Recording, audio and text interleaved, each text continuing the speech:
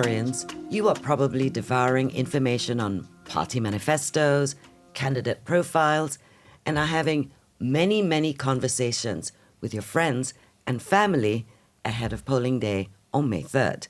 For our country, this feels like a pivotal election.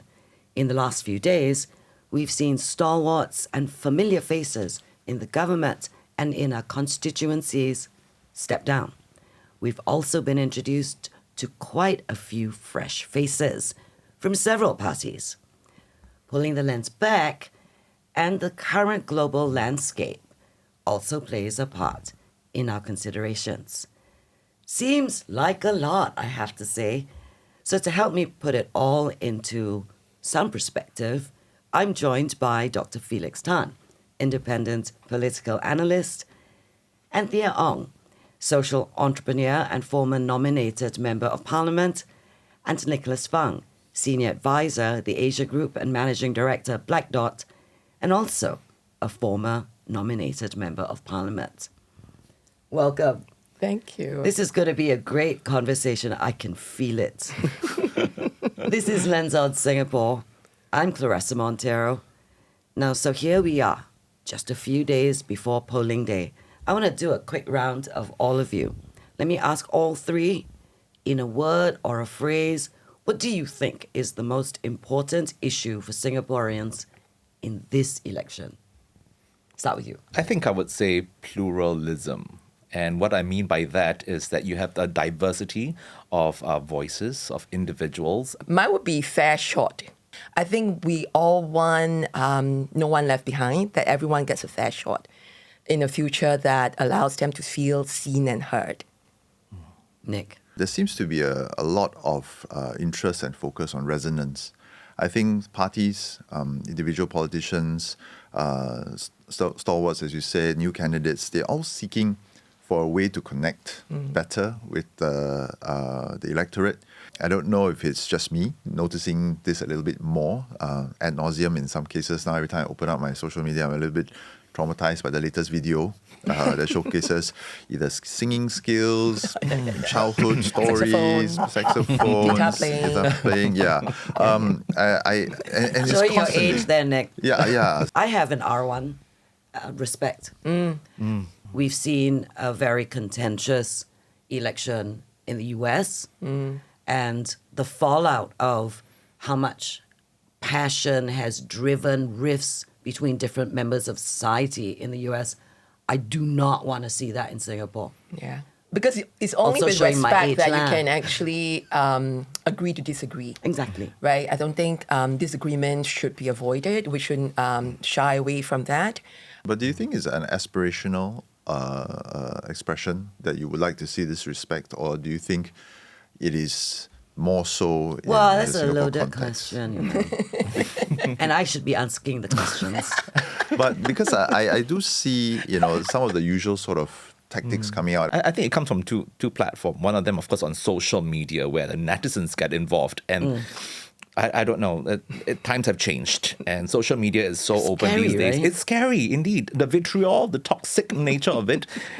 I don't Don't even say want to anymore. see He it. just said that he's getting traumatized every day. But the other one is, I think, the political parties. I think they should avoid character assassinations. We have seen that in the past. Yes. And I wouldn't be surprised if I'm going to see it in this particular election as we move into the polling. It's an issue of levels as well, because I Yeah. don't think the political parties would officially do it, right? But you know about the IBs, the internet brigades that are deployed That's on all exactly sides. That's exactly, And in some of the candidate introductions that have been going on, you do see some slightly personal comments coming out already. Well, some of that is expected. Hopefully, it doesn't cross lines that creates divisions that will exist past polling day. Fresh faces, many fresh faces. And we've also now heard all the manifestos of all the parties. Felix, I'm going to start with you. Crystal ball moment. Where do you think the close races are going to be? Well, I think for one will be West Coast. We are seeing a return of the PSP versus the PAP. So I think definitely West Coast. Well, now it's A called double-barreled lamb. West Coast Jurong West GRC. I think that will be definitely one of the very, very close, hotly contested kind of GRC. I think moving to the east, I mean, there have been lots of talk about East Coast GRC being the next hot place. Yeah, whatever might be, have a good fight. PSP, Progress Singapore Party through the NCMPs. You've got these personalities who are kind of known quantities. PSP in the West put together the all-star team, including the party chairman, Tan Cheng Bock, which now has the narrative this might be his last election that he stands. So is there a bit of a sympathy, vote? And his popularity on the ground is well known. What about you? You agree with him? I think we need to look at the influence of the younger voters and how they can actually change, the results. So if you ask me, I'm going to go with, and also, from 2020, when in the midst of a pandemic, the flight to safety did not happen. So these two things got challenged, right? So I'm thinking, I'm actually looking at those constituencies with a high percentage of young people, right? And actually it's Punggol and Potong Pasir. And then there's about 5 or 7 where young voters or voters under 45 are about 32% and above. That's substantial. The PAP has announced that it will field more than 30 new candidates. That's quite a lot. And PM Wong has said it is all part of their leadership renewal. And I think that's not a bad thing. But here's the journalist in me asking, is fielding so many new faces at one go risky? I think it will be risky in a way that they are known to a lot of voters. Their first time seeing who they are. Some of them just quit their job like at 1 month before joining the party ranks. So it's like sorry. I mean, they've got experience. They are from senior positions. So in terms of credibility, well, it's there.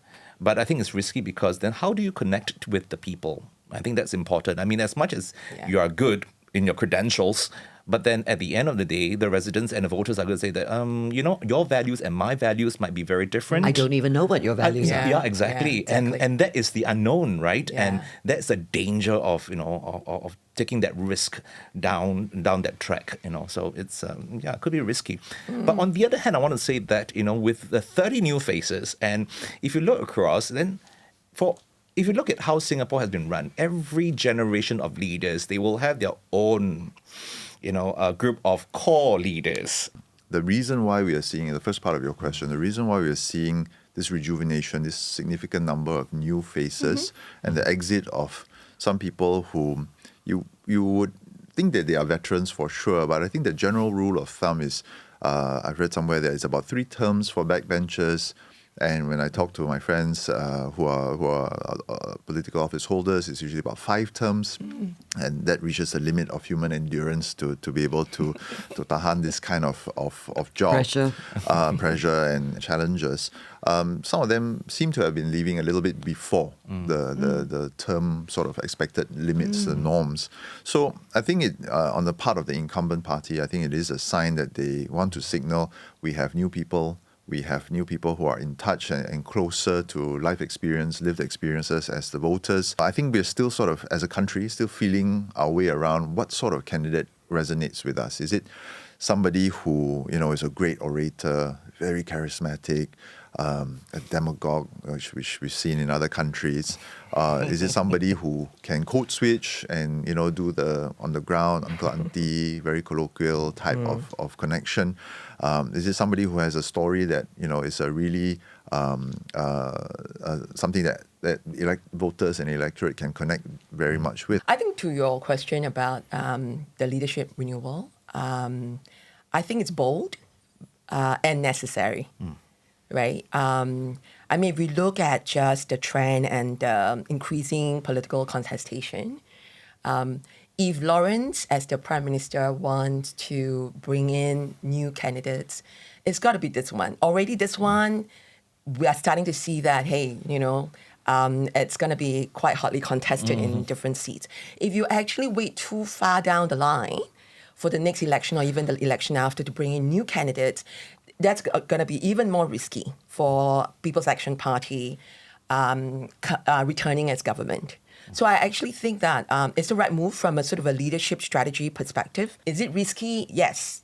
But I also think that he's not going into this without knowing that there is likely going to be casualties.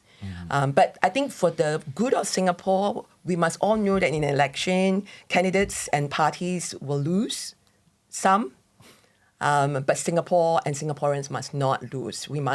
Overall, we must win. Absolutely. I think in the private sector, right, critically for continued success, especially if you're building brand or companies in the longer term, you always ask yourself, should I disrupt myself before I get disrupted by somebody? So that sort of resonated with me. Okay, now we've been circling around it, we've touched on it, but we've not actually drilled down. So let's drill down now. Okay, let's go. Gen Z. Yeah. Oh, Some of them are voting for the first time in this election. I don't know about you guys. I remember the first time I voted, it was probably the election I paid most attention to because you're first. I don't remember voting as a very young person because my constituencies were all walked overs. So how do we impact the younger voters? What's going to impact for them? What's going to resonate? What is going to grab them, win them? if I look at the first-time voters and a much younger one, then I look at my students kind of, mix. How much do they know about politics? That's number one. Number two, how much do they know about who are contesting in the election? And number three, how do they connect with these individuals, wherever they might be from, in terms of representation, in terms of values, in terms of identity? So a lot of these young voters, I would say, look for these sort of aspects, these sort of things: integrity, your values, what you represent, what are you here for at the end of the day? Because when we talk about being an MP, you're talking about public service. And so one would question, what's your motivation? Seriously, you just can't be just talking about your humble background all the time, because there's a difference between humility and humble bragging. So Also, just because you came from humble background doesn't mean that one stays humble. Yeah, Exactly, so I think yeah. very important. to Thank make you for that clarification. So I think that's the what people, first time voters might want to look at. Seriously take a hard look on who these candidates are and whether can they really connect, or are they trying a little bit too hard? And that's across the board. Yeah. I'm not saying one particular political party at this point in time. That's true. Just That's true. look and be discerning about it. Yeah. I think one of the things that concerns me the most is you see, from a security lens, a little bit of importing of some of the tactics that have worked very well in other countries, which are very much emotions-based. They're very much on diversity and dividing population and making people feel that they are beleaguered, embattled, that they're suffering. And that whoever is sending this message, their opponent is the cause of this, and they are going to be the saviors for you. We've seen it work in the US very effectively.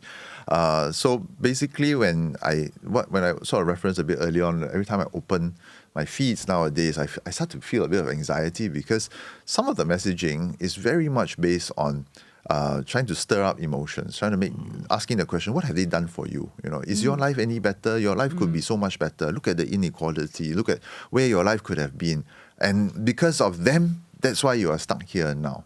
And, I have to actually stop myself and stop scrolling for a second and say, wait a minute, this actually makes sense. But I can feel that emotion sort of building. So when you have a younger generation that, as Felix sort of alluded to, doesn't have the institutional historical knowledge, they are unable to sift through things, and they are much more of the scroll and swipe generation. These tactics work very, very well. I'm a parent here of the oldest children. And my children are this generation. This is a generation that really actually does their research. Yeah. Far more so than our generation. I was going to say exactly the same. I also think that the young, not only are they very engaged, they are also very values driven. Right?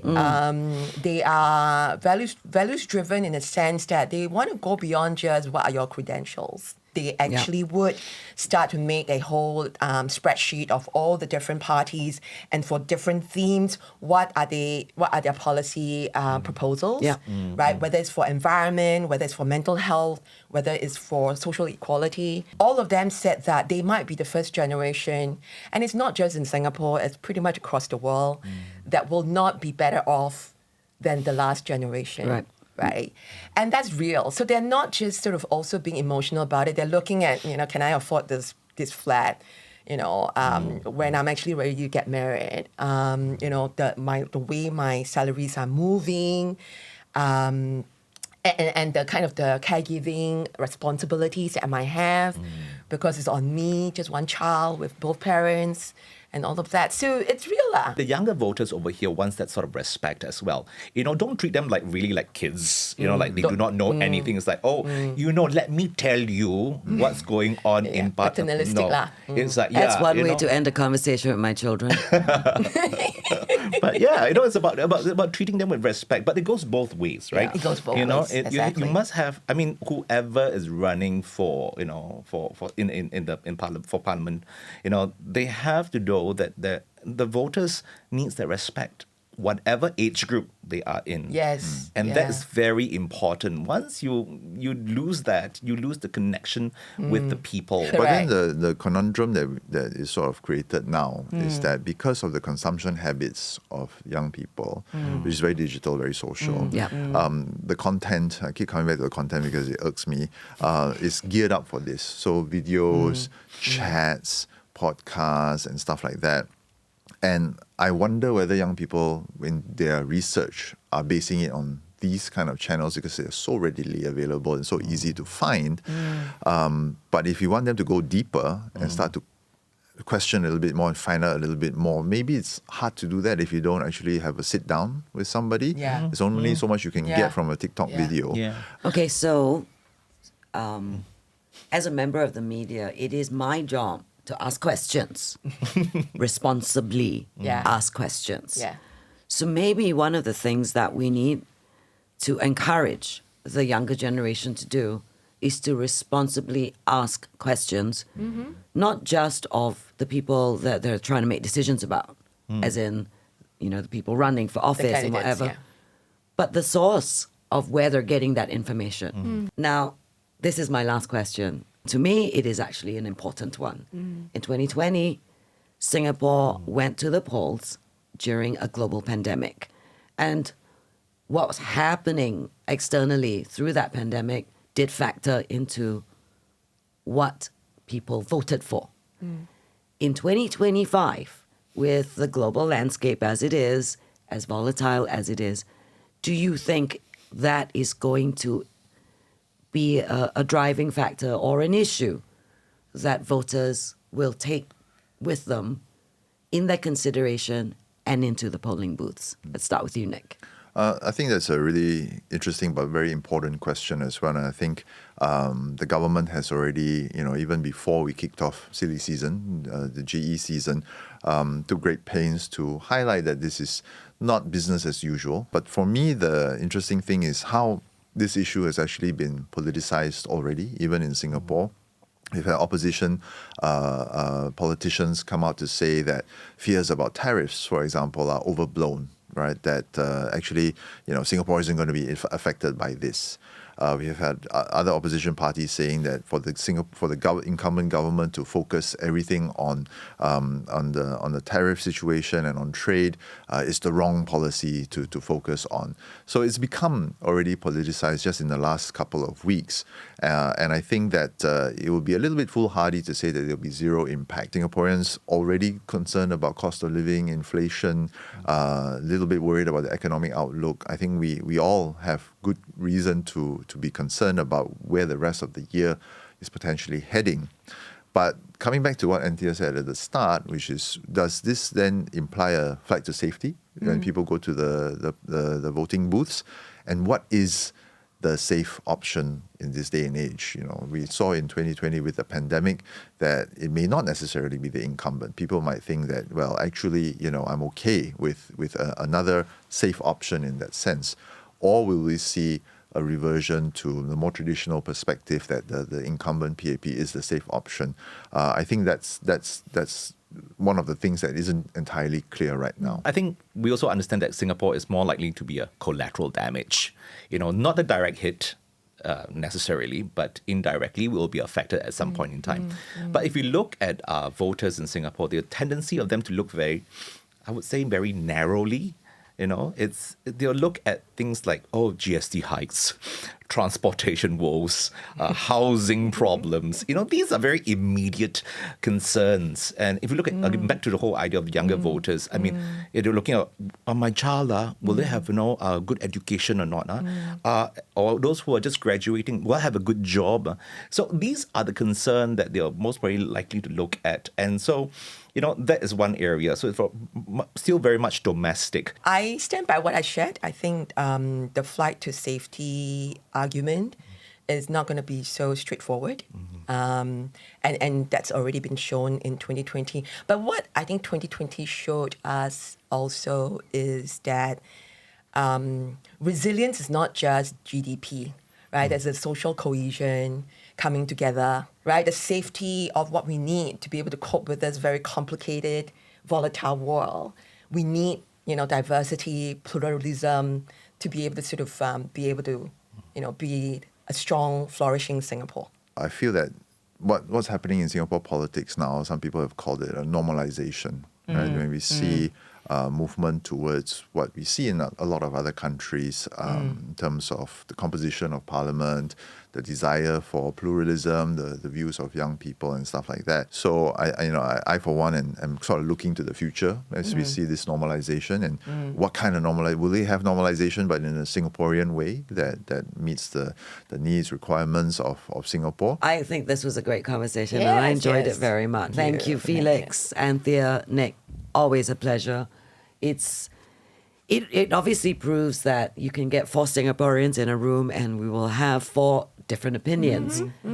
But it also then drives what I was saying right at the beginning. Emotions might get inflamed during hustings. Let's all remember to be kind and respectful to each other because on May 4th, we will all still be Singaporeans. And we will all still be neighbours. Yes. I'm Claressa Monteiro. This is Lens on Singapore. Thank you for listening.